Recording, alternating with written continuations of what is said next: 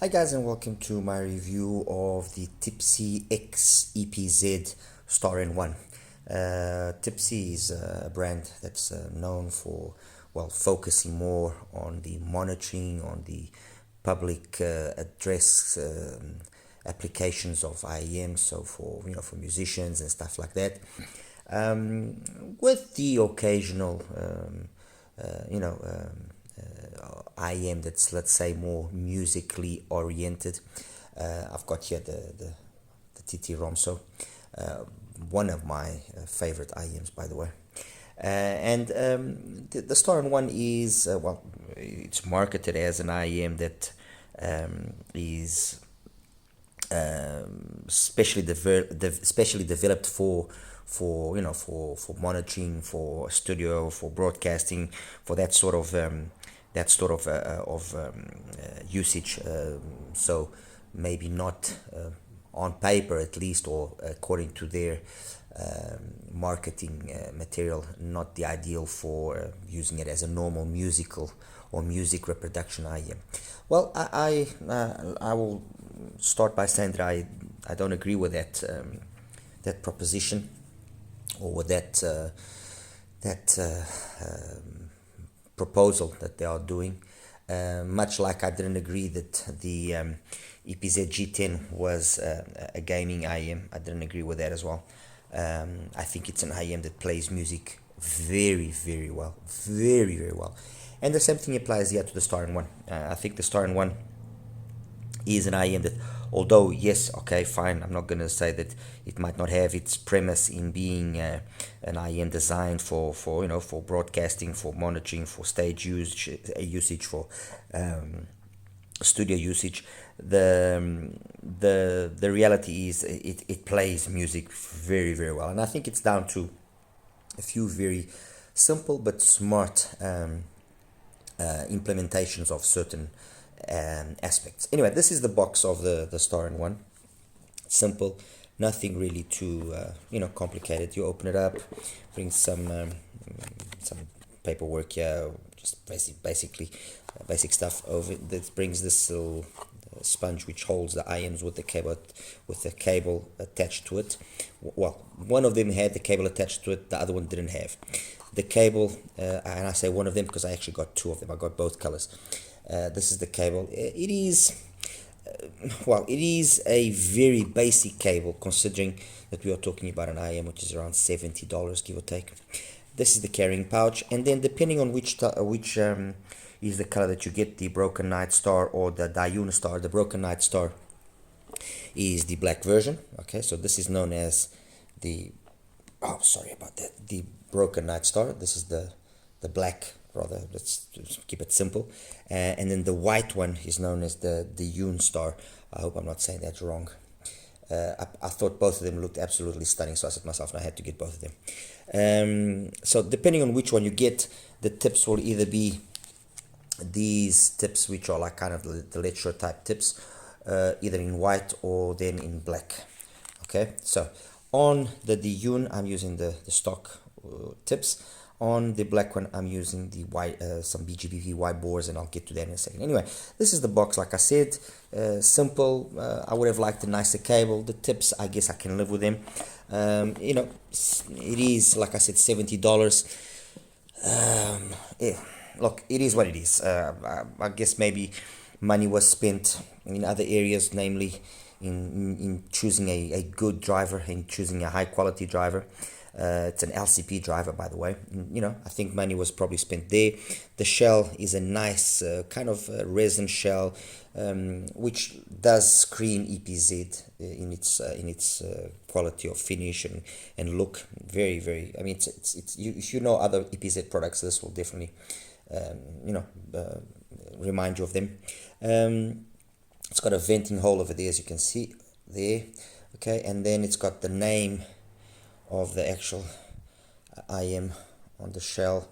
See if this will focus. There you go, Star-in-One. And that's it. It fits beautifully. No issues with the fit, be it with these stock tips or be it with the white bores. It fits absolutely beautifully. It's a very light IEM, so it's not going to be fatiguing. And the way that it fits, it's really, I mean, it's the ideal, I would guess, at least for prolonged usage. You know, when you're doing some monitoring and so on. The internals of the shell apparently have also been optimized for obtaining the maximum performance. I'm going to show you here the graph that they actually publicize on their site. Okay, this is the graph they show, but the graph on the case is this one. So the graph I got is more reminiscent of this one that I'm showing you now, and I'll show it to you in a second. So I'm going to go with this as being the correct graph. Okay. What else more can I tell you about the Starn one? With regards to the driver, it must definitely be a high quality driver, because the distortion of the driver has been maintained at under 1% throughout the whole, well, throughout most of the frequency range. There's only a small area which it goes above that momentarily. I mean, and it's just marginally above that, which is around the 3K area. But the rest of the time it always stays below 1% of distortion. And yeah, I mean, that's very much so. The other very important aspect is that they've used a 64 ohm impedance driver, and I think there lies the main reason why the Starn one, when you listen to it, is so seductive. And I say seductive because from the very first time I listened to it, be it with the stock tips, or be it then with the BGVP wide bores, which actually still improved it, the feeling that I got, the sensation that I got, was that I was listening to something very, very polished, very relaxed, very smooth, very polished. I know that might be a little bit contrary to what maybe some other reviewers are saying, but obviously we are all entitled to our opinions. But that's how the Starn one comes across to me.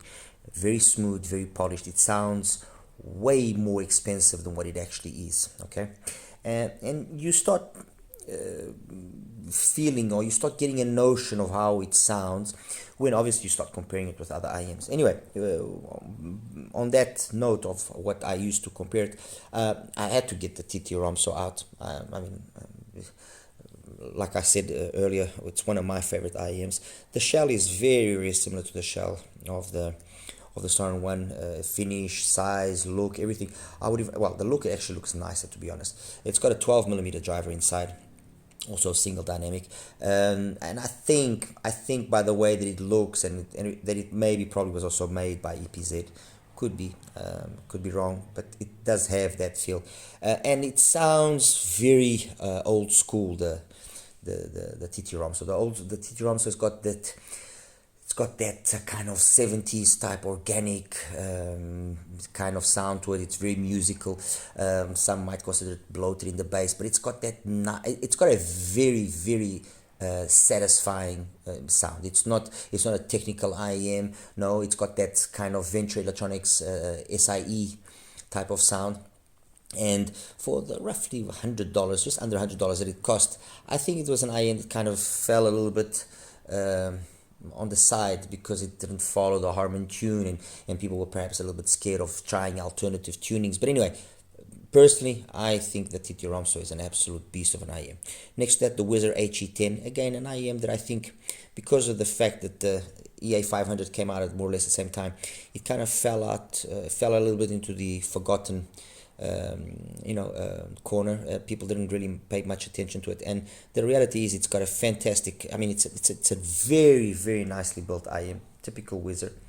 Nice small shell, CNT driver inside, and it's got a tuning which is very reminiscent of the SimGot to the EA500, but with more bass. I mean, it honestly very, very nice. The EA500 next to that, I mean, I don't think I need to say much about it.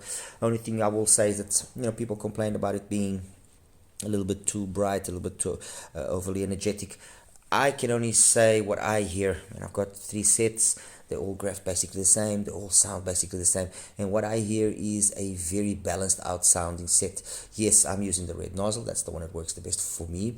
And I've also done one of the sets that I've modified it in my own way, just to give it a little bit more bass. But with the red nozzle, with no other mods, red nozzle, and with those lecture type of tips. It sounds absolutely fantastic. The bass doesn't lack in any way. It's got more than enough slam, and the mids, upper mids, and treble come across beautifully. So I really can't complain. Next to that, the only one here which is not a single DD, which is the Voodoo. And why do I have here the Voodoo? Because it just reminded me when I was listening to the starting one, I got the hints of the Voodoo, and you know, I just thought, well, just let me just throw into the equation. It's cost as well, basically the same thing, and it's got there's a lot of similarities here. And then I've got two other EPZs here, the G10 and the Q5. And again, I thought it made sense because you can get an idea of three different flavors of single dynamics from EPZ. Okay, fair enough. This is a Tipsy, but it does have an EPZ flavor to it. All right. Okay, let's get straight into this.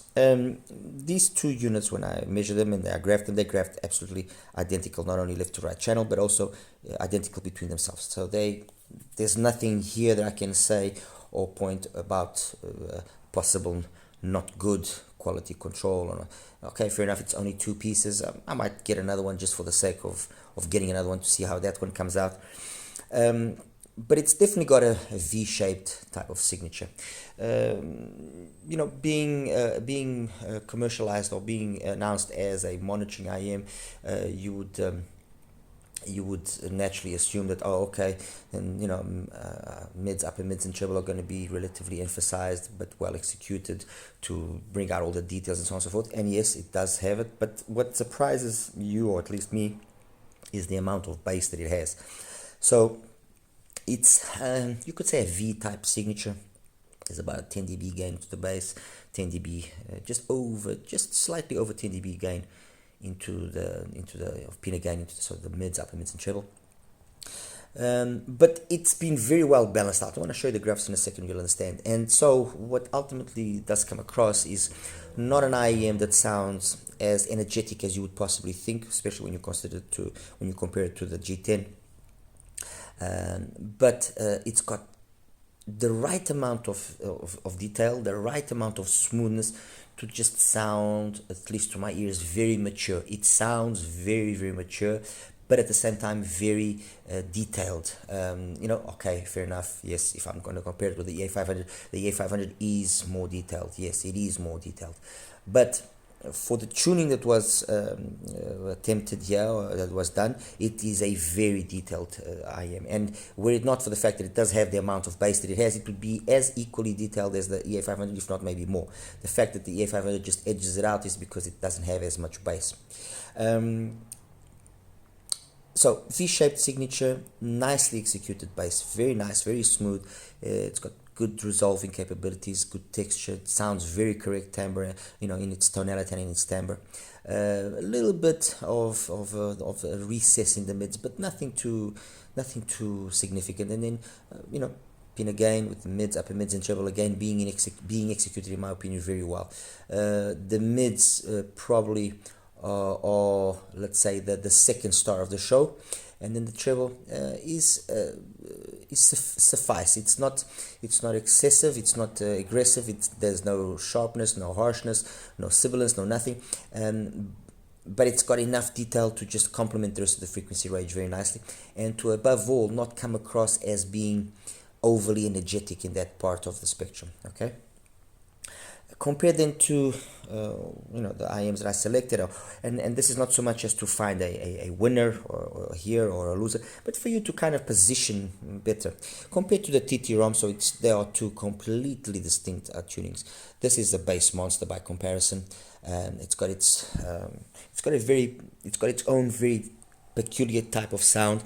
It's a sound which, by the way, just out of curiosity, is very much the type of sound and the type of tuning that you get on the Neo One, the ISN Neo One and the TT-ROM. So I've got a very similar style of tuning, very identical, just less energetic in the bass here. And by being less energetic, it kind of I guess will come across as being slightly more detailed.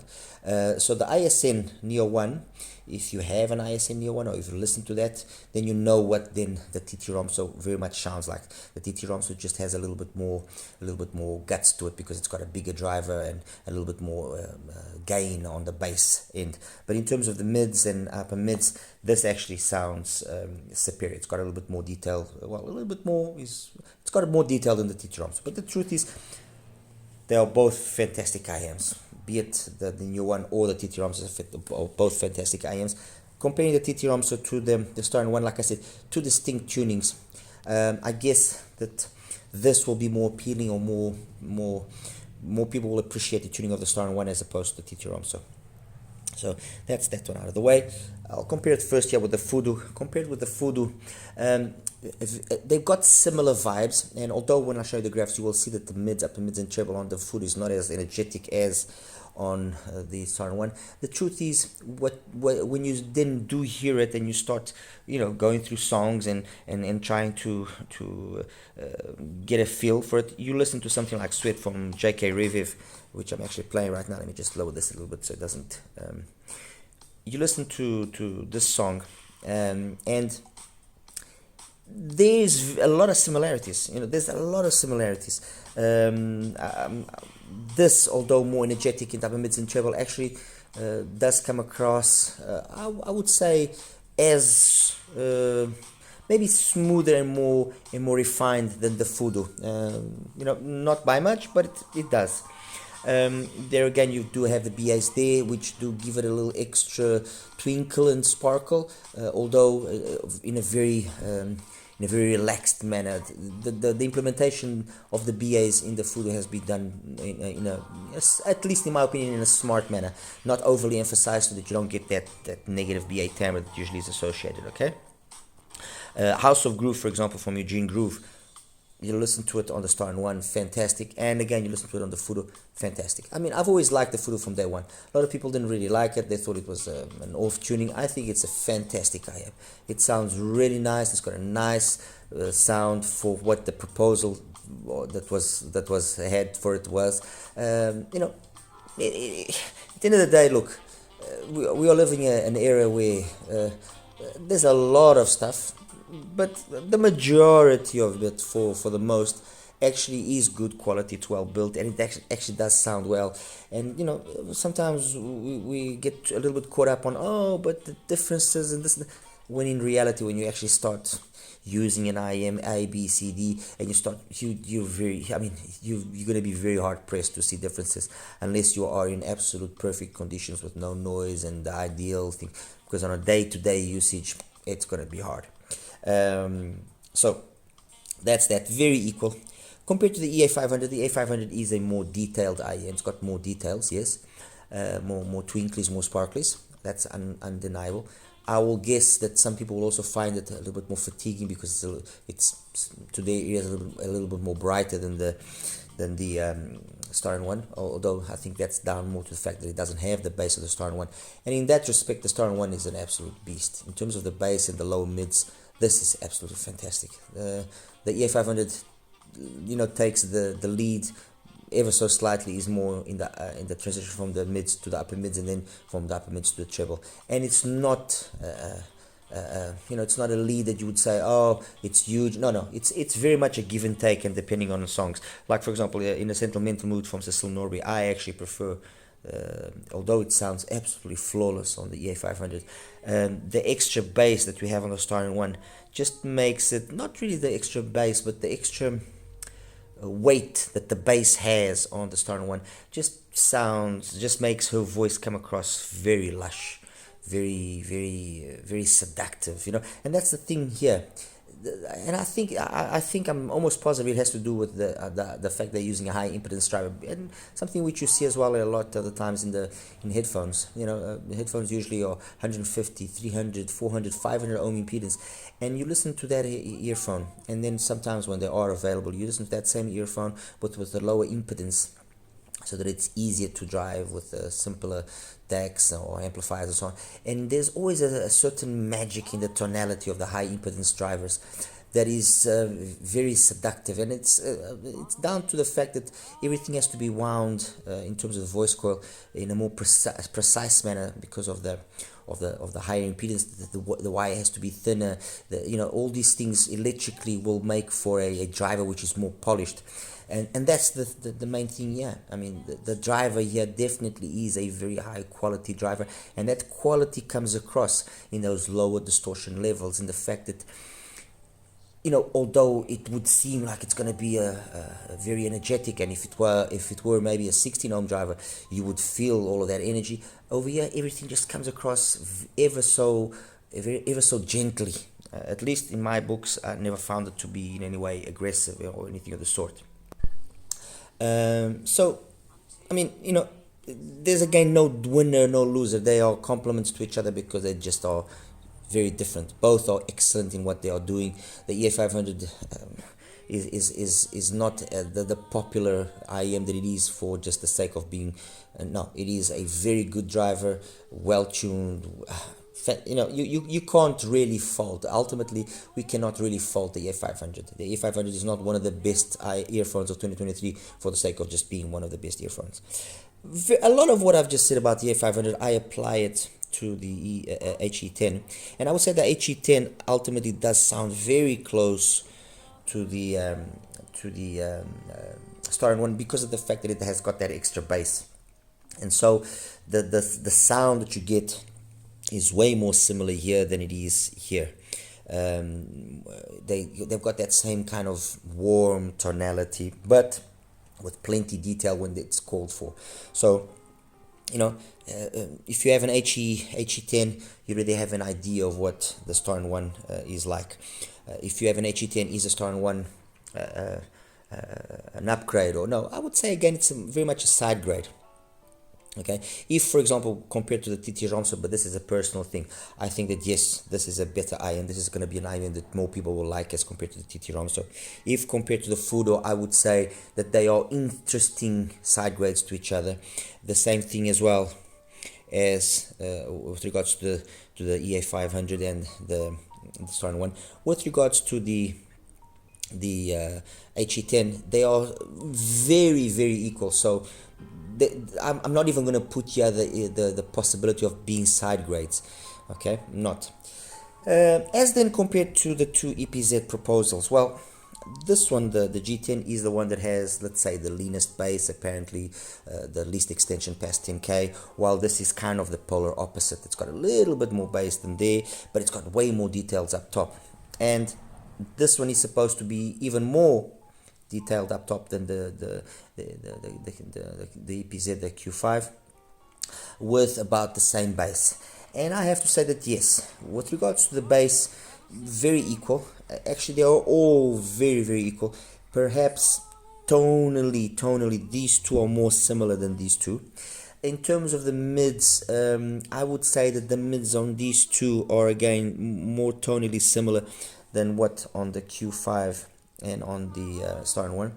But then in the treble, you definitely see that this has got more extension. This has got an extension which is perhaps even more than on the EA500. Although the difference between this and the EA500 is that although both are equally very well tuned, the treble here just sounds a smidge less polished. That's it. On here, the treble again is always very, very well mannered. I think the thing that impressed me a lot, and again, look, it's me, it's my ears, it's my musical taste, my musical preferences. I mean, I am 50, going on to 53, so my hearing is not what it used to be. I hear basically up to 15K, and that's it.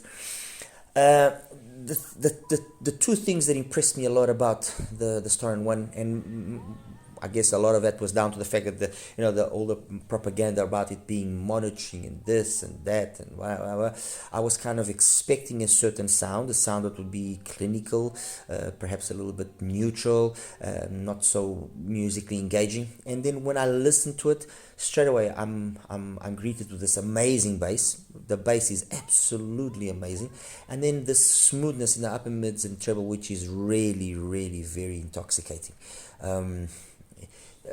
Look, this is like I said, it's very difficult for me to say, no guys, you must go out and buy them.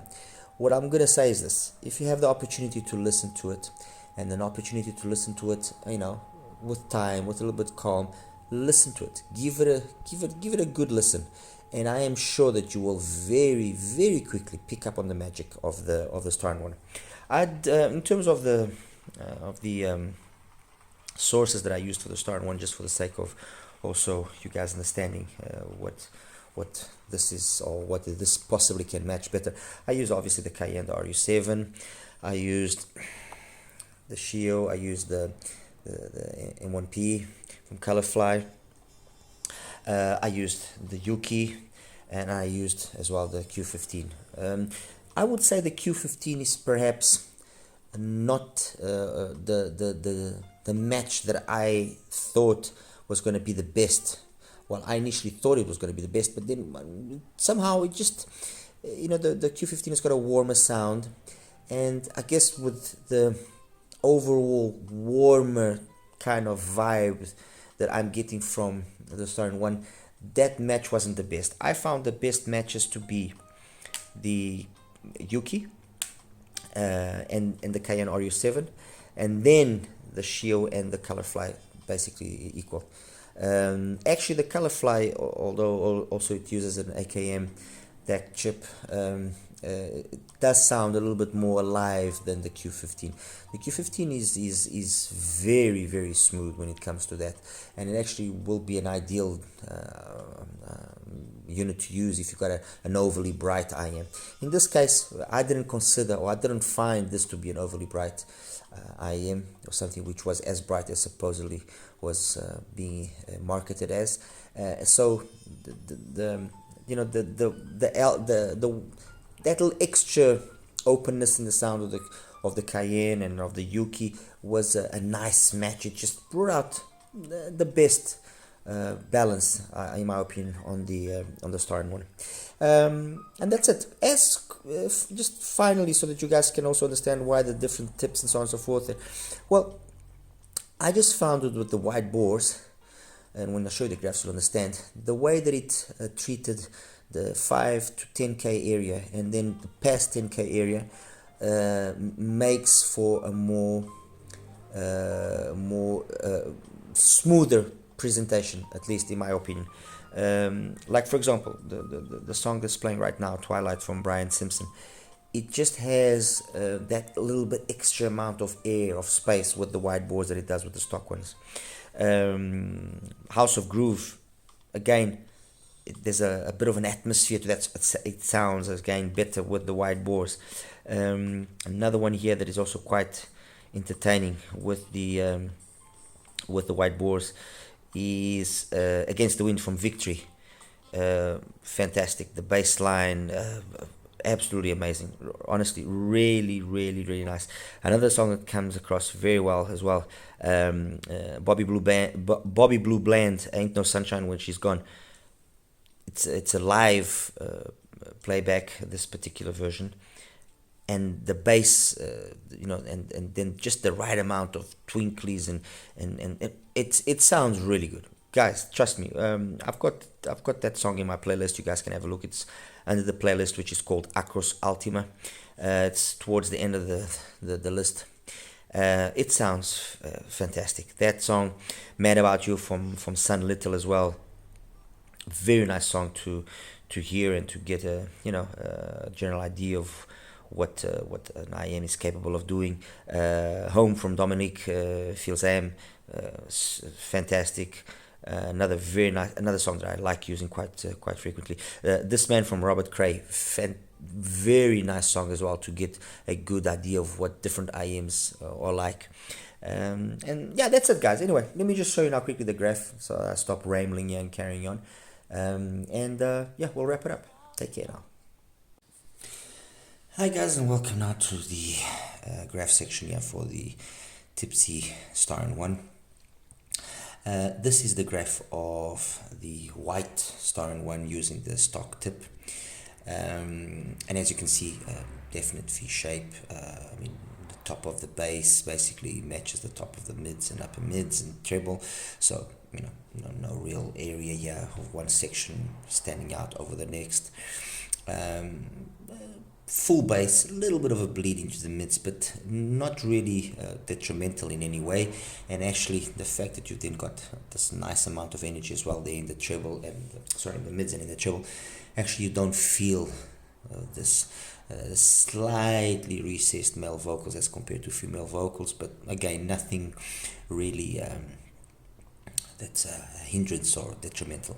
As compared to the graph that I showed you earlier, the only difference really that exists here is that this peak here past 10k with my rig seems to be a little bit more pronounced than what it apparently is with theirs. Anyway, this is using the stock tips, and this is also the Starn one using the wide bore. Obviously, it's going to be a little bit difficult for me to align the tip here to the 8k peak, because it doesn't allow it to go as well as I would like into the coupler. But basically everything remains the same. This area here between 5 and 8, let's say, slightly different and less of a dip, and then you got basically the same, slightly more pronounced difference between then the past 10k area there and before the 10k area. This dip, this big crevasse here, usually translates to a good sense of air, a good sense of space, and that's exactly what I get from the Starn one. It's got loads and loads of air in my ears. The way it came across, very airy, the presentation, and considering that it's an IM that supposedly it's got this monstrous bass from behind, I think it's all down to the fact that the driver quality is very good. Okay, so anyway, that's the Starn one. Let me just change the color of this momentarily. No, actually we'll leave it like this. Okay, let's start by showing you the graphs of the G10. Okay, this is the G10's graph. I'm going to change the color of the G10 so you can see a little bit better. There we go, that should be better. Okay, that's the G10. Less bass, noticeable. Less energy in the mids and in the upper mids and treble as well, noticeable. Less extension past 10k, also noticeable. Marketed as an IEM done, ideal for gaming. What I can say is that it plays music fantastically well. And just for you guys to understand what I'm saying, I'm going to show you here. Where is it? There we go. Let me just take away okay.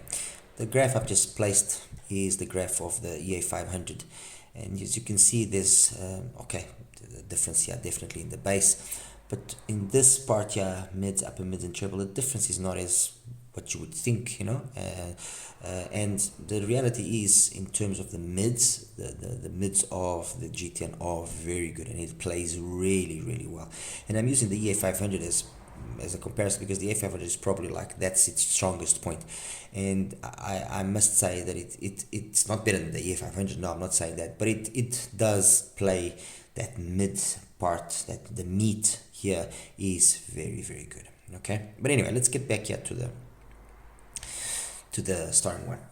Compared to the G10, as you can see, yes, leaner, less energetic, but overall, it's a nice presentation. The G10 does a good job of what it's supposed to do, and they actually end up sounding a lot more similar than what you would think by what the graph is showing us. Okay, the next one that I'm going to show you is the Q5, and it's interesting because like I was saying earlier, there's different levels of bass and energy in the mids and the highs between the three of them, and the difference in the bass here between the Q5 and the G10 is not really that much, and again between the Q5 and the Starn one, again not that much. I would say it's a difference that comes down more to timbre on certain occasions than anything else. The difference here, for me, the Q5 comes across as more lively, more bright, although not the best word, than the Starn one, although graphically it seems like the Starn one will be the brightest of them all. Now, where you do definitely see a big difference is in the amount of extension. And let me just take away the G10. The amount of extension in terms of treble energy that is available on the Q5 as compared to the Starn one is noticeable. Okay, it is noticeable. The Q5 a little bit less polished. The Starn one way more polished, way more mature, way more, let's say, almost a high end. I'll put it that way. Again, remember, guys, this is how I am hearing it. Okay. That's that. Compared now with the HE10, as you can see, bass is basically the same. The differences, honestly, I was very hard pressed to kind of actually pick the differences. And then this whole section here, they sound very, very similar. I think, here and there, I could just see just a little bit more composure, a little bit more poise in the way that the things were coming across on the Starn one, but the differences are minimal, and that's why I was saying that if you got the HE10, it doesn't really make sense, because the differences are going to be very, very minute, and this, I think, is a testament to the HE10 as well, because the HE10 is a good IM, has a good driver. It just never really took off, so that's it. While with the SIMGOT, the Q5, the SIMGOT, the Q5, with the EPZ, the Q5, I would say the Q5 makes sense because it's got a little bit more detail. That will be an interesting side grade. With the G10, no, I don't really think it's even a side grade, to be honest. I really don't. The HE10, I wouldn't bother, honestly. I really wouldn't bother. With the TT Romso, this is going to be an interesting one. The TT Romso, obviously monstrous amounts of bass. It's a 12mm driver, so it's going to be way more than what it actually seems. Yeah, it's really significant. But the thing is, the TT Romso has got this magic to it. Of the two, obviously, the one that's going to be the one that makes the most sense is the Starn one, without question. But the TT Romso does have its magic and does have its fans, and I'm one of them. Okay, compared to the EA 500, definitely the bass is better on more, not in terms of quality but quantity, and obviously more extension at the really low end, although this part here, it's debatable how much you'll really find here. More extension in the bass, the mids, upper mids, treble on the EA 500, fantastic. I mean, I can't really complain.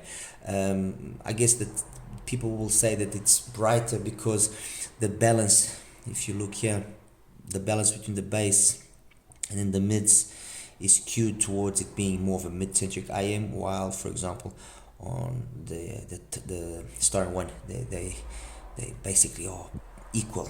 There's no real emphasis on a particular part of the spectrum. I guess a sign of an IM that will be a little bit more monitoring, possibly, although monitoring IMs usually are not this focused on the bass. But it's the way they've done it, and I'm sure that if they are saying that, it's because it does do its job in that aspect really well. So let's just recap. I've shown you the EPZ, the G10, I've shown you the Q5, I've shown you the HE10, I've shown you the TT Romso, I've shown you the SIMGOT. We've seen the two versions of the Starn 1, and now I'm just going to show you, I was forgetting you the Fudo, exactly. Here's the Fudo. This is the Fudo. The Fudo, very similar in the bass once again, and although yes, there is a significant difference here in the extension past 10K, when you actually listen to them, and I think it's down again to the balance struck, the Fudo actually sounds more equal than what you would think by looking at the graph only by itself. Again, you've got BAs there, so I guess that's also another reason.